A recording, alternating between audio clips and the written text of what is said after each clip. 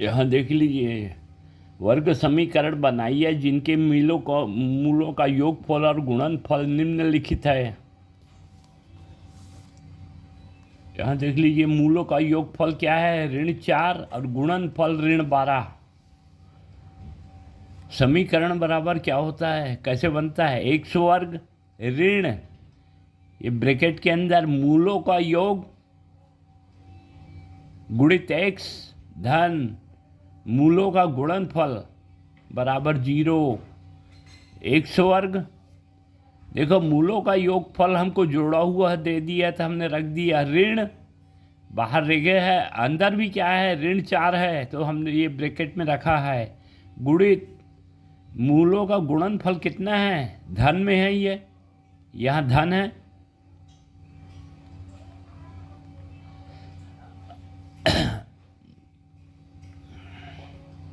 यह धन, तो यहाँ हमने ये धन रखा, मूलों का गुणनफल, मूल कितना है, ये ऋण 12 हमको यहाँ इसमें एक्सरसाइज में बता रहा ही है, प्रश्न में बता रहा ही है 0। तो ये हमारा समीकरण क्या बन गया, x का वर्ग धन 4x ऋण 12 बराबर 0। ये हमारा इक्वेशन बन गया।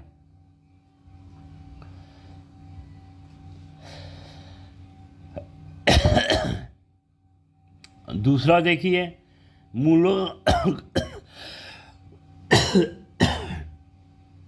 का योगफल 6, मूलों का गुणनफल ऋण 9, x वर्ग,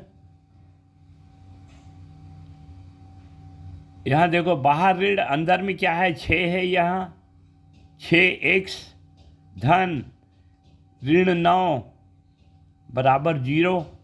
तो इक्वेशन क्या बनेगा, x वर्ग ऋण 6x ऋण 9 ये बराबर 0। ये हमारा इक्वेशन बन गया। तीसरा देखिए, मूलों का योगफल 2 करणी 7, मूलों का गुणनफल बराबर 8, x वर्ग ऋण 2 करणी 7 धन 8 बराबर 0। ये 2 करणी 7, यहाँ x लगेगा ना, 2 करणी घात 7 और x धन 8 बराबर 0। मूलों का योगफल 4/9 गुणनफल 1, x वर्ग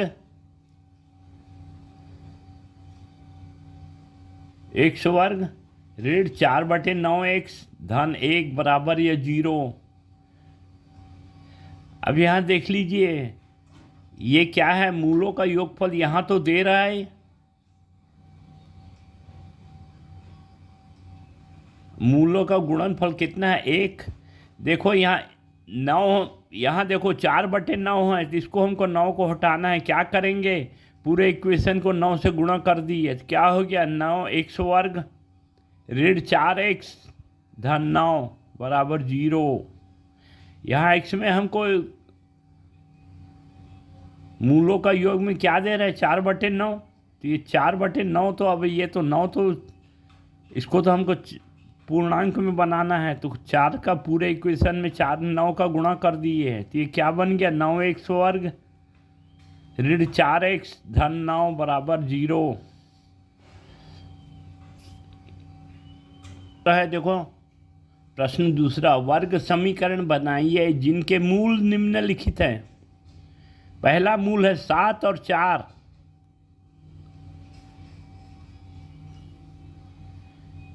ये क्या है, योगफल है, ये गुणनफल है, ये नहीं, ये 2 मूल है ना, तो मूलों का योग लेना होगा, तो 7 और 4 का धन लेना होगा और 7 और 4 का गुणनफल लेना होगा।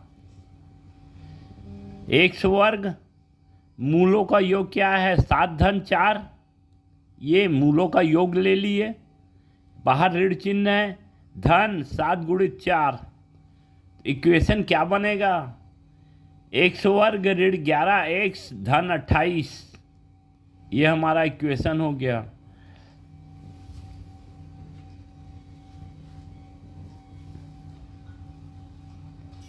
प्रश्न दूसरा देखिए, ऋण 5 और ऋण 11, x वर्ग ऋण मूलों का योग, मूल कितना है, ऋण 5 धन ऋण 11, तो दोनों जुड़ जाएंगे। मूलों का योग इसमें हम यहाँ ऋण 5 ऋण 11 और ऋण 5 गुणित ऋण 11, ये ऋण और ऋण क्या हो गया, नहीं ये ऋण और ऋण कितना हो गया, ऋण 11, पर बाहर ब्रैकेट में ऋण चिन्ह है तो ये क्या हो गया, बदल गया, ये धन 16 100 हो गया। ये ऋण गुणा ऋण धन और 5 गुणित 11 55। तीसरा देखते हैं, ऋण 2 और 4, x वर्ग ऋण ब्रैकेट में ऋण 2 धन 4, ये कितना हो जाएगा, ऋण 2 धन 4 धन 2, ब्रैकेट खुलेगा तो ऋण 2, इधर क्या है, ऋण 2 गुणित 4 बराबर ऋण 8।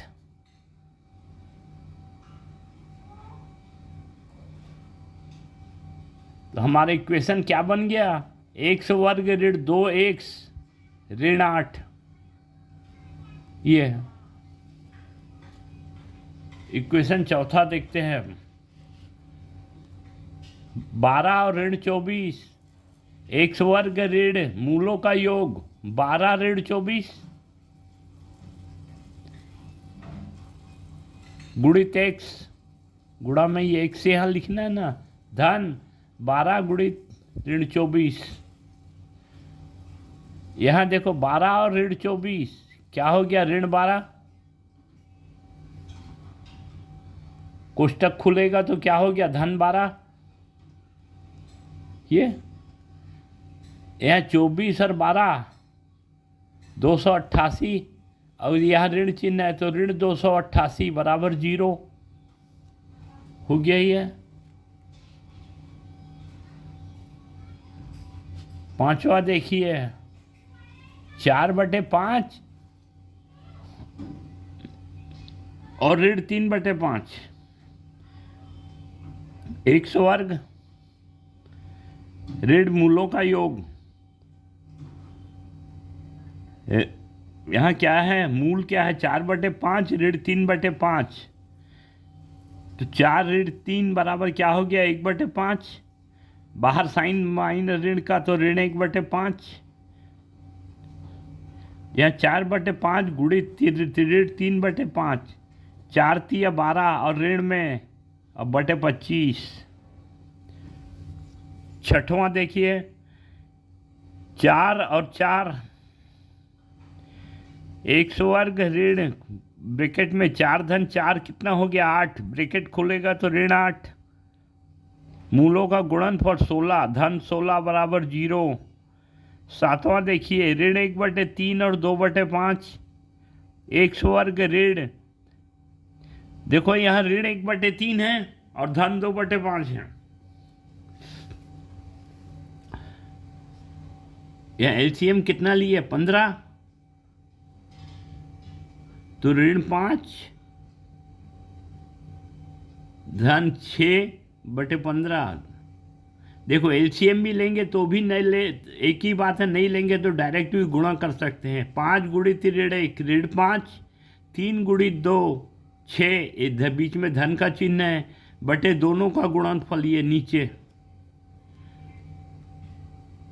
यहाँ x धन ऋण 1/3 गुणा 2/5, तो कितना हो गया, 2 एकम 2 ऋण 2/15, हमारा इक्वेशन क्या बना, 15x वर्ग, यहाँ देखो वैसी क्या है, ये 2/15 है, यहाँ 2/15 है, पूरे इक्वेशन को 15 से गुणा किया तो क्या बनेगा इक्वेशन, 15x वर्ग ऋण x ऋण 2,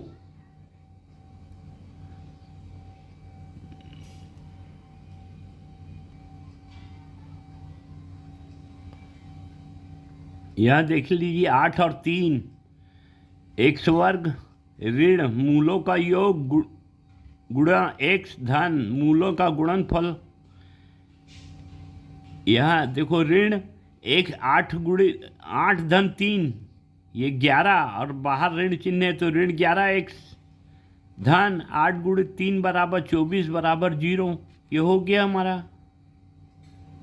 9वां है देखो करणी 3 ऋण 7 और करणी 3 धन 7 100 वर्ग ऋण मूलों का योग।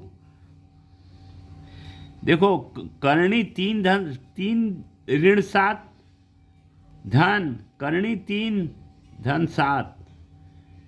देखो ये ऋण 7 और धन 7 तो कैंसिल हो गया। यह करणी 3 धन करणी 3 बच गया तो ये क्या हो गया 2 करणी 3।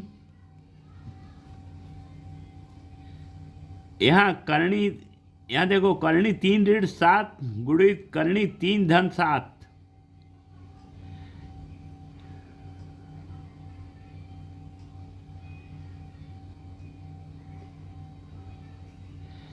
यहाँ देखो करणी 3 ऋण करणी 3 गुणा से क्या हो गया ऋण 3 और ऋण 49।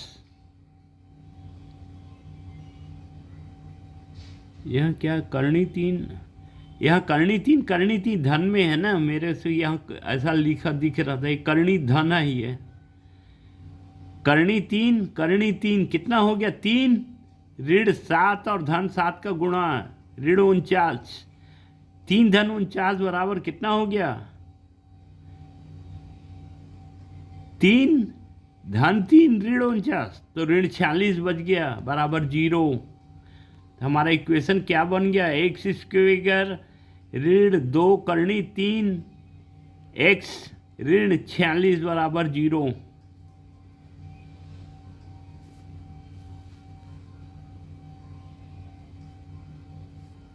यहाँ देख लीजिए 10वां 6 करणी 5 और 6 ऋण करणी 5। अब देखो 6 धन करणी 5 और 6 ऋण करणी 5।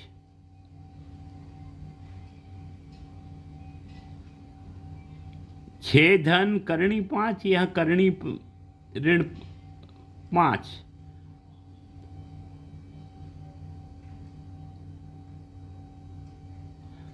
तो ये क्या हो गया करणी तो कैंसिल हो गया। 6 धन 6 बराबर 12x बच गया। 6 करणी 5 गुणित 6 ऋण करणी 5।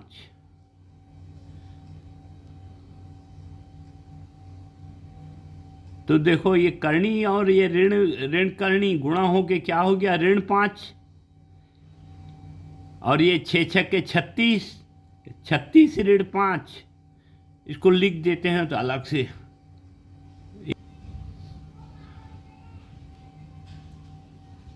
ये हो गया यहाँ तक। अब ये तीसरा देख लीजिए ये प्रश्न तीसरा निम्नलिखित वर्ग द्विघात समीकरणों के मूलों का योगफल व गुणनफल ज्ञात कीजिए। अभी तक हम योगफल गुणनफल दे रहा था अब समीकरण बना रहे थे। अब समीकरण देगा हमको इसके मूलों का योगफल ज्ञात करना है। ये जो एक्सरसाइज 5 है ये एक प्रश्न देता है छोटा सा मूल बताइए। कोई भी एक संख्या देगा इसका मूल बताइए। 1 नंबर का सवाल तो रहता ही रहता है। कोई टाइम नहीं लगता कोई मेहनत नहीं। जैसा पूछा है आप मूलों का योगफल बताइए। मूलों का योगफल क्या है b अपान a संख्या दिया है b अपान a लिख दिए उत्तर आ गया। एक से कुछ सेकंड का काम। तो ये ना छोटे छोटे प्रश्न यही स्कोरिंग मार्क्स होते हैं। अब देखो 3x वर्ग धन 7x धन 1 बराबर 0। मूलों का योगफल क्या है -b अपान a। यहाँ b कितना है 7 अपान 3। मूलों का योगफल पूछा तो कितना है ऋण 7/3। गुणनफल पूछा तो 1 और 3 1/3। कितना टाइम लगेगा इसको बनाने कुछ नहीं। तो ये स्कोरिंग वाले हैं ये आपको आना चाहिए। ऐसे ही एक एक नंबर से तो जाके 90-95 नंबर पार होते हैं। 2x वर्ग ऋण 2x धन 3 मूलों का योगफल चाहिए। देखो ये क्या है, b। यहाँ ध्यान देना है कि यहाँ देखो -2 है और हमको क्या रखना है, -b। तो ये -2/2, a कितना है 2, तो -2 कितना हो गया, 2/2 बराबर 1। एग्जामिनर देखना चाहता है कि आपको ये इस चीज़ को ध्यान दे रहे हैं कि नहीं। मूलों का गुणनफल क्या है, c/a। यहाँ कितना है 3 और 2।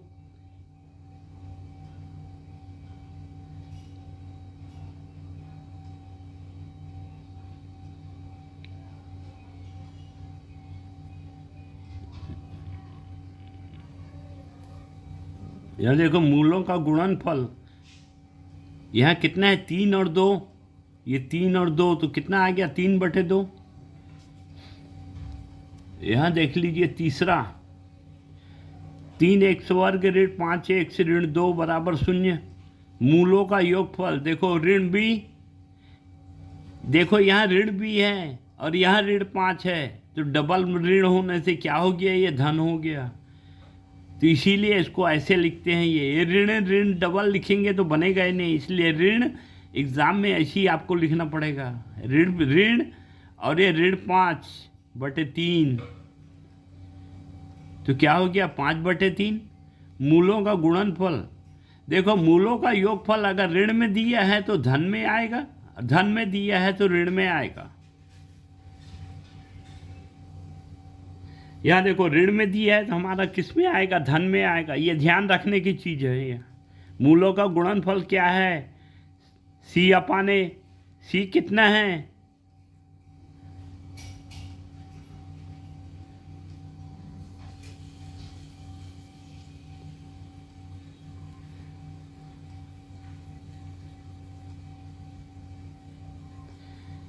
c कितना है, ऋण 2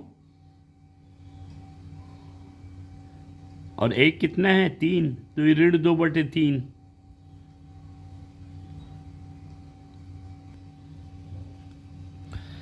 ये 2x वर्ग ऋण 2 करनी 6 x धन 3 बराबर 0।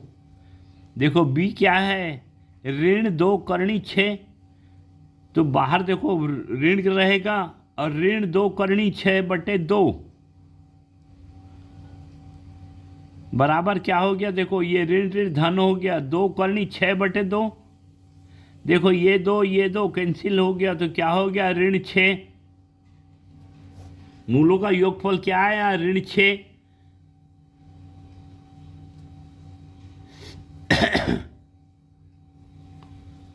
यहां देखो ऋण में दिया है हमको, उत्तर किस में आएगा, धन में आएगा।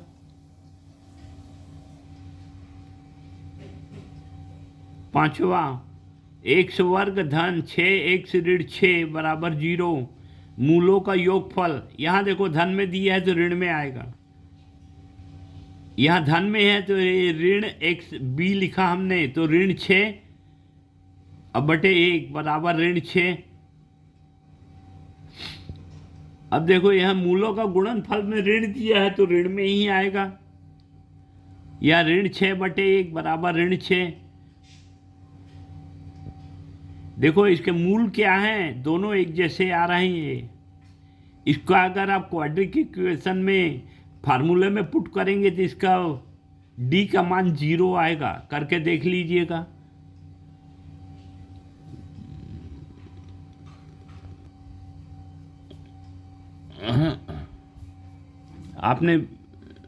आपने वीडियो देखा, पसंद आया होगा। अब हमारे लिए एक लाइक तो बनता है, तो लाइक और सब्सक्राइब करें। सब्सक्राइब एक ही बार करना है, और कोई कठिनाई हो तो कमेंट करें, और ये वीडियो किस तरह से देख रहे हैं कमेंट करें। धन्यवाद। और मैं आपको बताऊं ये कि जैसे आप वीडियो देखा, आपको पसंद आया, हमको कैसे पता चलेगा कि आपको अच्छा लगा या नहीं, कमेंट करेंगे तब तो ना। धन्यवाद, फिर मिलेंगे अगले वीडियो में।